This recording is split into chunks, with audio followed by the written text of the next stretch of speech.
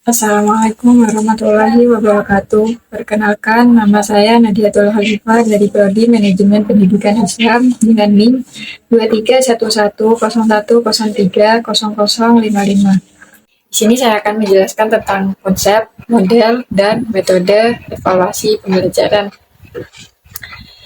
Konsep evaluasi pembelajaran sendiri memiliki beberapa bagian, tetapi di sini saya hanya membahas 3 bagiannya saja.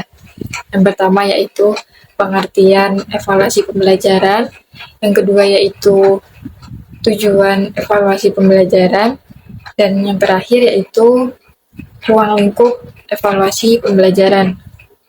Yang pertama yaitu pengertian dari evaluasi pembelajaran. Evaluasi pembelajaran sering disamaartikan dengan ujian, padahal pada realitanya ujian dan evaluasi tersebut memiliki artian yang berbeda, terutama dalam penerapan kurikulum 2013. Pengukuran, penilaian, dan evaluasi memiliki artian yang berbeda. Yang pertama yaitu pengertian dari evaluasi sendiri. Evaluasi sendiri memiliki artian yaitu proses yang meliputi perencanaan, pengumpulan, dan penyediaan informasi yang diperlukan untuk memilih di antara berbagai alternatif keputusan. Artinya, evaluasi merupakan pendekatan terstruktur untuk menilai sejauh mana siswa telah mencapai tujuan dari sebuah pengajaran. Ada 2 jenis evaluasi yang berbeda berdasarkan tujuannya. Yang pertama yaitu evaluasi formatif yang memiliki tujuan untuk mendapatkan umpan balik yang dapat meningkatkan suatu program. Dan yang kedua yaitu evaluasi sumatif yang memiliki tujuan untuk mengevaluasi manfaat program dan keputusan evaluasi. Sedangkan pengertian dari penilaian atau asesmen yaitu merujuk pada langkah evaluasi suatu entitas. Evaluasi ini terjadi dengan membuat keputusan terhadap suatu objek berdasarkan standar tertentu yang mungkin mencakup kualitas, kesehatan, kecerdasan, tingkat, dan sebagainya. Yang terakhir yaitu pengertian dari pengukuran. Pengukuran adalah langkah dalam menetapkan nilai terhadap suatu besaran, dimensi, atau kapasitas, umumnya merujuk pada standar atau unit pengukuran yang spesifik. Pengukuran tidak hanya berlaku untuk hal-hal yang dapat diukur secara kuantitatif secara fisik, tetapi juga bisa meliputi aspek-aspek yang lebih abstrak seperti tingkat ketidakpastian atau keyakinan konsumen. Jadi dapat disimpulkan bahwa pengukuran, penilaian atau asesmen dan evaluasi tersebut memiliki artian yang berbeda dan mereka digunakan di waktu-waktu yang berbeda juga. Selanjutnya saya akan menjelaskan tentang pengertian dari pembelajaran. Pembelajaran dalam artian luas yaitu menggambarkan proses organisme hidup yang menghasilkan perubahan dalam kapasitasnya yang bersifat permanen dan tidak hanya dipicu oleh faktor seperti penuaan atau kematangan biologis. Dengan demikian, pembelajaran adalah bagian yang tidak terpisahkan dari kehidupan. Oleh karena itu, setiap manusia dituntut untuk melakukan pembelajaran supaya kemampuannya tidak terjadi kemunduran. Istilah pembelajaran biasanya sering dipakai bergantian dengan istilah pengajaran. Kedua istilah ini terkadang memiliki makna yang berbeda, terkadang juga memiliki makna yang sama. Pengajaran biasanya mengacu pada interaksi antara guru dan murid dalam setting kelas formal. Sementara pembelajaran mencakup kegiatan belajar mengajar yang tidak selalu memerlukan kehadiran fisik guru. Oleh karena itu, cakupan pengajaran lebih sempit dibandingkan pembelajaran. Jadi dapat disimpulkan bahwa evaluasi pembelajaran merupakan langkah penilaian terhadap keberhasilan kegiatan pembelajaran melalui pengamatan atau pengukuran.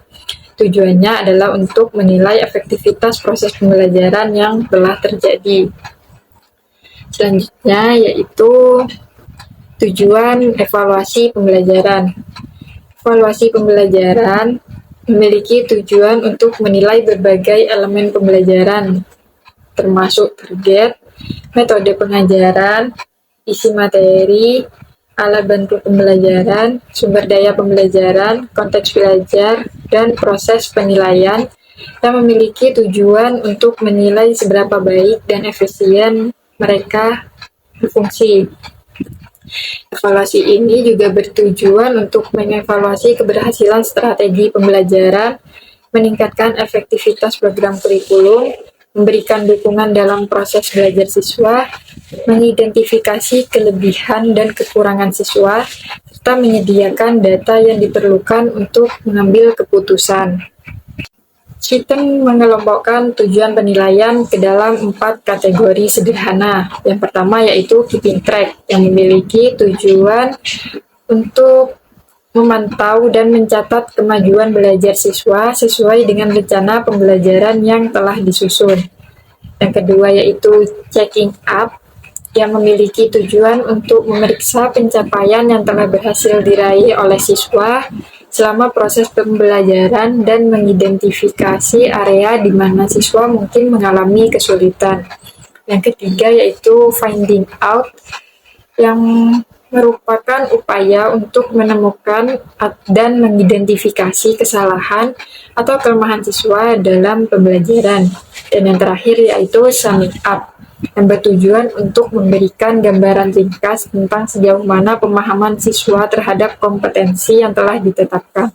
Yang terakhir yaitu ruang lingkup evaluasi pembelajaran. Ketika mempertimbangkan ruang lingkup evaluasi pembelajaran, memahami perbedaan antara penilaian dan evaluasi menjadi esensial.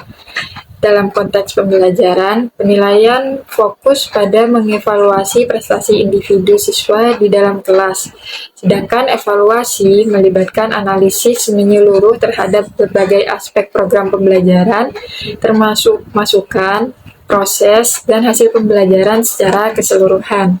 Dalam ranah pendidikan nasional, tujuan-tujuan pendidikan, baik yang terkait dengan kurikulum maupun instruksional, mengikuti klasifikasi prestasi belajar yang diperkenalkan oleh Benjamin Bloom. Bloom membagi prestasi pembelajaran menjadi 3 domain utama. Yang pertama yaitu domain kognitif, yang kedua yaitu domain afektif, dan yang ketiga yaitu domain psikomotorik. Setiap domain tersebut memiliki tingkatan-tingkatannya. Yang pertama yaitu domain kognitif yang memiliki 6 tingkatan yang terdiri dari pengetahuan, pemahaman, penerapan, analisis, sintesis, dan evaluasi. Yang kedua yaitu domain afektif yang memiliki 5 tingkatan yang terdiri dari penerimaan, responsif, penghargaan, pengorganisasian, dan karakterisasi. Dan yang terakhir yaitu domain psikomotorik yang terdiri dari 4 tingkatan yaitu emulasi, manipulasi, koordinasi atau timing, dan internalisasi. Selanjutnya yaitu model evaluasi pembelajaran. Secara mendasar, terdapat 2 jenis evaluasi yang sering digunakan, yaitu evaluasi kuantitatif dan evaluasi kualitatif. Evaluasi kuantitatif berakar pada paradigma positivisme dan menekankan aspek kuantitatif dari kurikulum sebagai hasil belajar dengan kriteria penilaian diukur dalam bentuk angka. Sedangkan evaluasi kualitatif berakar dari pendekatan evaluasi kurikulum dan menggunakan metode penelitian kualitatif untuk mengumpulkan dan mengevaluasi data, seringkali melalui pendekatan studi kasus. Porter, Blaine, R, dan James Sanders mengidentifikasi beberapa jenis evaluasi yang dapat diklasifikasikan menjadi 4 macam. Yang pertama, model pengukuran. Yang kedua, model kesesuaian. Yang ketiga, model sistem. Dan yang terakhir yaitu model iluminatif. Model pengukuran. Model ini memiliki akar yang lebih tradisional daripada model evaluasi lainnya dan diperkenalkan oleh tokoh-tokoh seperti R. Thorndike dan R. L. Abel. Konsepnya menggambarkan evaluasi pendidikan sebagai pengukuran berbagai perilaku dengan tujuan untuk memperhatikan perbedaan di antara individu atau kelompok, dan hasilnya digunakan dalam seleksi, bimbingan, dan perencanaan pendidikan. Ruang lingkup evaluasi dalam model ini mencakup perilaku, terutama perilaku siswa, yang meliputi kemampuan belajar, kecerdasan, bakat, minat, sikap, dan aspek kepribadian lainnya. Yang kedua yaitu model kesesuaian. Model ini bisa dianggap sebagai tanggapan terhadap model pengukuran, meskipun memiliki beberapa kesamaan dengan model sebelumnya. Tyler menyatakan bahwa proses pendidikan melibatkan 3 elemen yang saling terkait, yaitu tujuan pendidikan, pengalaman belajar, dan evaluasi hasil belajar. Model ini tidak hanya bergantung pada tes tulis atau uji tulis, tetapi juga mempertimbangkan penggunaan alat evaluasi lain seperti tes tindakan dan observasi. Yang ketiga yaitu model sistem. Pada dasarnya, evaluasi dalam model sistem melibatkan pembandingan kinerja berbagai komponen sistem yang sedang dikembangkan dengan standar tertentu. Hasilnya adalah deskripsi dan penilaian tentang sistem yang sedang dievaluasi. Yang terakhir yaitu model iluminatif. Model ini awalnya dikembangkan di Inggris dan erat kaitannya dengan pendekatan antropologis. Tujuan evaluasi dalam model ini adalah untuk melakukan penyelidikan menyeluruh tentang sistem yang sedang dievaluasi. Studi ini difokuskan pada masalah implementasi sistem, kelebihan dan kekurangan sistem, serta dampaknya terhadap proses pembelajaran siswa. Dalam domain evaluasi, terdapat beragam model yang berbeda dalam struktur atau kerangka kerjanya, meskipun ada beberapa persamaan di antara mereka. Model-model evaluasi dapat dikelompokkan sebagai berikut. Yang pertama, jenis evaluasi yang mengandalkan kuantitatif, dan yang kedua, jenis evaluasi yang mengandalkan pendekatan kualitatif. Jenis evaluasi yang mengandalkan pendekatan kualitatif seperti yang digunakan dalam model Tyler, model teoritis Tyler dan Maguire, model pendekatan sistem Alkin, model Contenance Peak, model CIPP, dan model ekonomi mikro. Sedangkan jenis evaluasi yang mengadopsi pendekatan kualitatif mencakup model studi kasus, model iluminatif, dan model responsif. Berikut adalah pemahaman dari dua domain evaluasi tersebut. Yang pertama yaitu model berorientasi tujuan atau goal-oriented evaluation. Model ini merupakan pendekatan inovatif yang menitikberatkan pada pencapaian tujuan program yang telah ditetapkan sebelumnya. Evaluasi dilakukan secara terus-menerus untuk mengevaluasi sejauh mana tujuan tersebut tercapai selama berlangsungnya program. Model ini umumnya digunakan dalam struktur kurikulum di berbagai negara yang mencakup sasaran pembelajaran umum dan spesifik. Kedua jenis tujuan ini digunakan sebagai acuan untuk menilai pencapaian pembelajaran dan menjadi instrumen evaluasi untuk mengukur efektivitas pengajaran dan pembelajaran di dalam kelas. Dalam konteks ini, evaluasi merupakan proses pengukuran untuk menentukan sejauh mana tujuan pembelajaran tercapai. Yang kedua yaitu goal-free evaluation atau model evaluasi bebas sasaran atau tujuan. Dalam evaluasi ini tidak mengikuti pendekatan yang berfokus pada tujuan program secara langsung, melainkan menggunakan pendekatan yang dikenal sebagai evaluasi lepas dari tujuan. Griffin berpendapat bahwa dalam proses evaluasi program tidak perlu terlalu memusatkan perhatian pada tujuan program itu sendiri. Yang lebih esensial adalah untuk mengamati bagaimana program beroperasi dengan mengidentifikasi hasil-hasil yang terjadi, baik yang diinginkan maupun yang tidak diinginkan.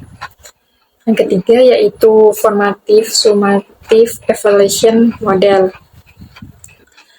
Michelle Stevens selain mengembangkan model evaluasi lepas dari tujuan, juga menciptakan model lain yang dikenal sebagai model formatif sumatif.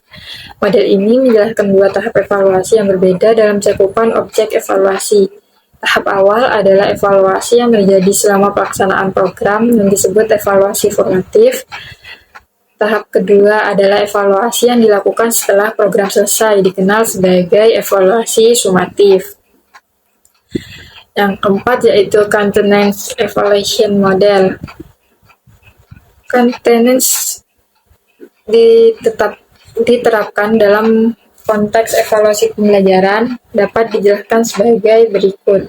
Yang pertama, rasional, yaitu untuk menunjukkan urgensi evaluasi pembelajaran sebagai konsep yang esensial dalam bidang pendidikan. Yang kedua, antecedent. Ini mengacu pada faktor-faktor yang mendorong kebutuhan akan penilaian pembelajaran, termasuk motivasi, ketertarikan, dan faktor-faktor lainnya. Yang ketiga yaitu transaksi. Ini mencerminkan interaksi saling mempengaruhi interaksi antara pendidik dan siswa, juga di antara sesama siswa dalam kerangka penilaian pembelajaran. Yang keempat yaitu hasil, merujuk pada output yang dihasilkan dari proses evaluasi pembelajaran, meliputi pengetahuan, kemampuan, sikap, dan pencapaian akademik. Yang kelima yaitu melibatkan evaluasi terhadap cara dan langkah-langkah yang digunakan dalam menjalankan penilaian pembelajaran. Yang keenam yaitu tujuan. Ini mengukuhkan tujuan atau pencapaian yang diharapkan melalui pelaksanaan evaluasi pembelajaran. Yang ketujuh yaitu pengamatan. Ini mencakup hal-hal yang diamati dan diperhatikan oleh pengamat selama proses evaluasi pembelajaran. Yang kedelapan, standar. Ini mengacu pada standar atau harapan dari berbagai pihak yang terlibat dalam konteks evaluasi pembelajaran. Dan yang terakhir yaitu keputusan. Ini melibatkan penilaian terhadap program pembelajaran, baik yang dilakukan oleh evaluator maupun oleh pihak lain yang terlibat dalam proses evaluasi. Yang kelima yaitu model responsif. Model responsif menekankan pendekatan kualitatif naturalistik, di mana evaluasi dianggap bukan sesuatu yang dapat diukur secara pasti, tetapi sebagai interpretasi makna atau representasi realitas dengan mempertimbangkan beragam sudut pandang dari individu yang terlibat, memiliki kepentingan, dan tertarik dengan proses pembelajaran. Tujuan menggunakan model responsif dalam evaluasi adalah untuk memahami semua aspek program pembelajaran dari berbagai perspektif. Yang keenam yaitu CIPP atau konteks, input, proses, dan produk. Model ini seperti namanya mengidentifikasi 4 jenis evaluasi. Yang pertama yaitu evaluasi konteks yang memiliki tujuan untuk memberikan dukungan pada proses perencanaan dengan melakukan penilaian terhadap faktor-faktor lingkungan yang relevan. Ini membantu dalam merumuskan keputusan perencanaan dengan mengidentifikasi kebutuhan yang harus dipenuhi oleh program pembelajaran serta menetapkan tujuan yang jelas untuk program tersebut. Yang kedua yaitu evaluasi masukan yang memiliki tujuan untuk mendukung keputusan struktural. Ini melibatkan penilaian terhadap masukan yang membantu dalam menyusun keputusan. Tujuan evaluasi ini adalah untuk mengarahkan pengambilan keputusan dengan mengidentifikasi sumber daya yang tersedia, memilih opsi yang tepat, merencanakan strategi untuk mencapai tujuan yang ditetapkan, dan menyiapkan langkah-langkah kerja yang diperlukan. Yang ketiga yaitu evaluasi proses yang memiliki tujuan untuk mendukung keputusan implementasi. Ini melibatkan penilaian terhadap proses yang membantu dalam pelaksanaan keputusan. Tujuannya adalah untuk memverifikasi pelaksanaan rencana sesuai prosedur yang telah ditetapkan, menilai kinerja yang telah dilakukan, serta mengidentifikasi area yang memerlukan peningkatan.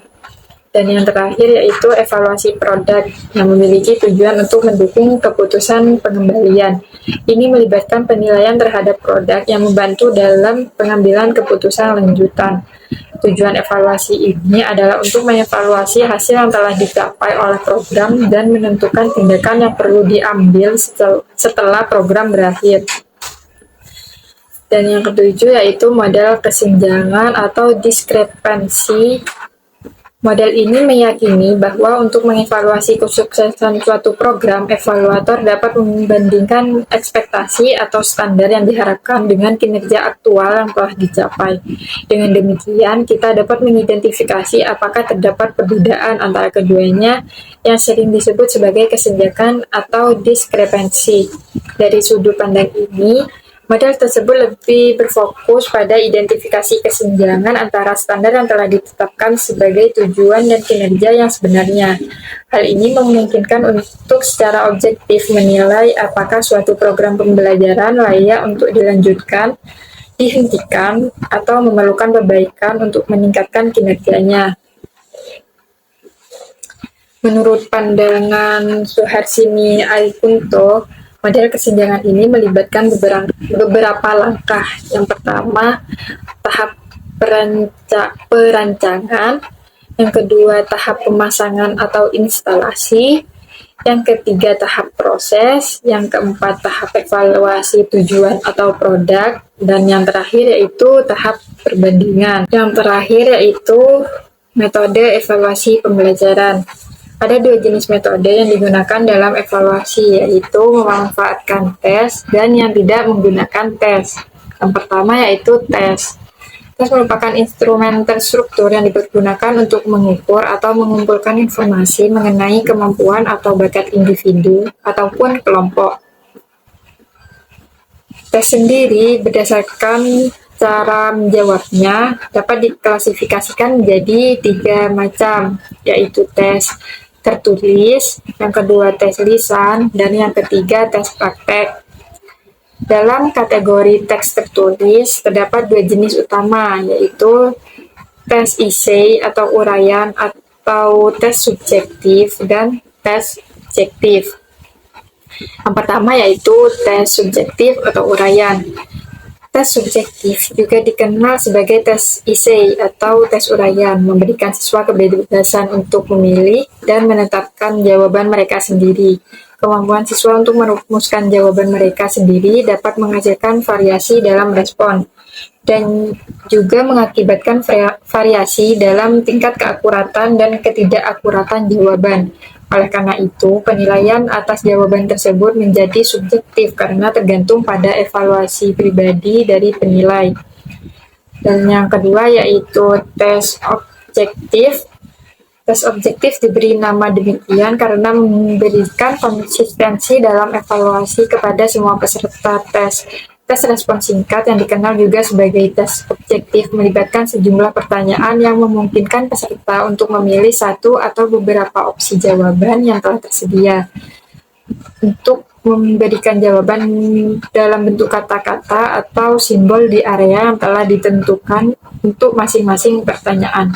Terdapat beberapa variasi tes objektif, termasuk tes melengkapi kalimat, pilihan ganda, mencocokkan, dan tes benar atau salah.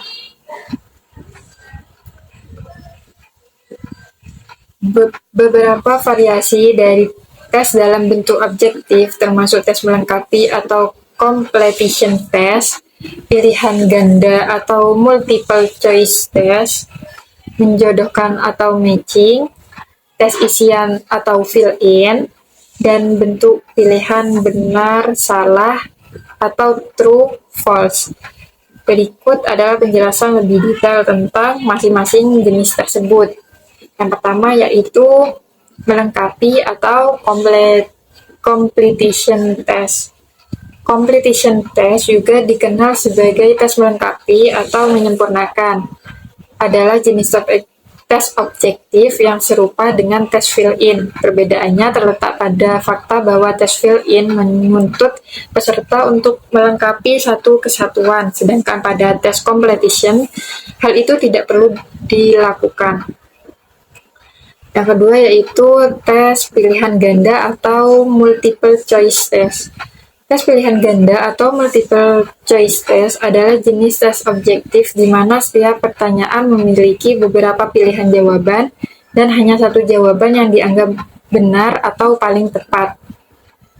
Yang ketiga yaitu tes menjodohkan atau matching, yang sering disebut sebagai tes mencari pasangan atau tes menyesuaikan, adalah jenis tes objektif di mana peserta diminta untuk menghubungkan dua set informasi yang berkaitan satu sama lain.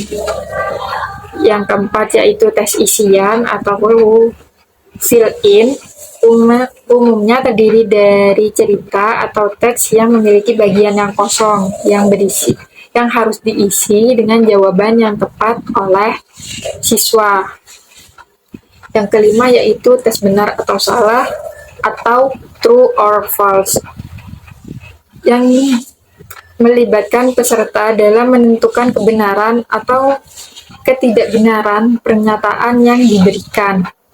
Yang terakhir yaitu bentuk jawaban singkat atau short answer. Bentuk respons singkat adalah tipe item respons yang memberikan kebebasan kepada peserta untuk menjawab dengan singkat dan padat pada setiap pertanyaan. Yang terakhir yaitu non-test. Teknik non-test adalah pendekatan evaluasi yang memperoleh informasi tentang perkembangan peserta didik tanpa mengandalkan alat tes formal. Penting untuk diingat bahwa evaluasi hasil belajar tidak selalu memerlukan penilaian dalam bentuk skor dari tes. Sebaliknya, banyak informasi tentang hasil belajar atau aspek lainnya dapat diperoleh melalui metode lain selain pengukuran langsung. Teknik non-tes meliputi berbagai metode seperti observasi, wawancara, skala sikap, checklist, dan penilaian keterampilan. Ana Sujono menekankan pentingnya teknik evaluasi non-tes dalam menilai prestasi belajar siswa, terutama dalam aspek sikap dan keterampilan psikomotorik. Uno, Hamzah, dan Satria juga menyoroti bahwa alat evaluasi non-tes sering digunakan dalam berbagai metode evaluasi seperti daftar cek, mengevaluasi produk, menilai produk, portofolio, dan yang terakhir mengukur sikap. Yang pertama yaitu daftar cek. Uno, Hamzah, dan Satria menjelaskan bahwa daftar cek digunakan saat melakukan penilaian kinerja dalam situasi di mana kompleksitas penilaian relatif rendah. Metode ini memungkinkan klasifikasi kinerja siswa menjadi dua kategori, berhasil atau tidak berhasil. Dalam evaluasi kinerja dengan menggunakan daftar periksa, skor akan diberikan kepada siswa jika penilai dapat melihat kriteria tertentu terpenuhi. Yang kedua yaitu skala rentang. Penilaian kinerja dengan menggunakan skala rentang memungkinkan penilai untuk memberikan evaluasi secara bertahap guna mengukur penguasaan kompetensi tertentu dengan memiliki pilihan nilai yang lebih bervariasi daripada hanya dua kategori. Untuk mengurangi subjektivitas dan meningkatkan akurasi hasil penilaian, disarankan melibatkan lebih dari satu penilai dalam proses penilaian. Yang ketiga yaitu penilaian sikap. Sikap terdiri dari 3 komponen utama, yaitu afektif, kognitif, dan konatif. Komponen afektif menunjukkan perasaan atau evaluasi individu terhadap suatu objek. Elemen kognitif mencakup keyakinan atau pemahaman individu tentang objek tersebut. Sedangkan elemen konatif mencerminkan kecenderungan individu untuk bertindak atau berperilaku tertentu terkait dengan objek sikap. Dan yang selanjutnya yaitu penilaian proyek. Uno, Hamzah, dan Satria menjelaskan bahwa penilaian proyek melibatkan evaluasi terhadap tugas yang harus diselesaikan dalam jangka waktu tertentu. Proses ini meliputi berbagai tahapan, mulai dari perencanaan, pengumpulan data, pengorganisasian, pengolahan, hingga penyajian data. Menurut Kusnandar, penilaian proyek adalah evaluasi terhadap tugas yang harus diselesaikan dalam batas waktu yang telah ditentukan, dengan penugasan dan pengumpulan tugas dilakukan sesuai jadwal yang telah ditetapkan. Yang kelima yaitu penilaian produk. Penilaian produk melibatkan evaluasi terhadap kemampuan peserta didik dalam menciptakan produk, kualitas hasil akhirnya, serta memperhatikan proses pembuatannya. Ini mencakup kemampuan peserta didik dalam membuat berbagai produk dalam berbagai bidang seperti teknologi, seni, termasuk makanan, pakaian, karya seni seperti patung, lukisan, dan gambar. Selanjutnya yaitu penilaian portofolio. Menurut pandangan Sumarna Surapranata dan Muhammad Hatta, portofolio mengacu pada kumpulan dokumen atau materi evaluasi yang digunakan oleh individu, kelompok, lembaga, atau entitas lainnya untuk mencatat dan mengevaluasi perkembangan suatu proses dalam mencapai tujuan yang telah ditetapkan. Guru memanfaatkan portofolio sebagai alat untuk mencatat semua materi dan sumber daya yang terlibat dalam proses pembelajaran, termasuk evaluasi diri dan evaluasi terhadap peserta didik. Yang terakhir yaitu penilaian diri atau self-assessment. Menurut Sudaryono, penilaian diri adalah metode evaluasi di mana peserta didik mengevaluasi kemajuan mereka sendiri terkait dengan status, proses, dan pencapaian kompetensi yang telah dipelajari dalam suatu mata pelajaran. Jadi, dapat disimpulkan bahwa konsep, model, dan metode evaluasi pembelajaran tersebut sebenarnya saling berkaitan. Jadi, tidak boleh dari salah satu aspek tersebut untuk ditinggalkan, supaya tidak terjadi masalah di akhir. Sekian dari saya, kurang lebihnya mohon maaf. Wassalamualaikum warahmatullahi wabarakatuh. See you.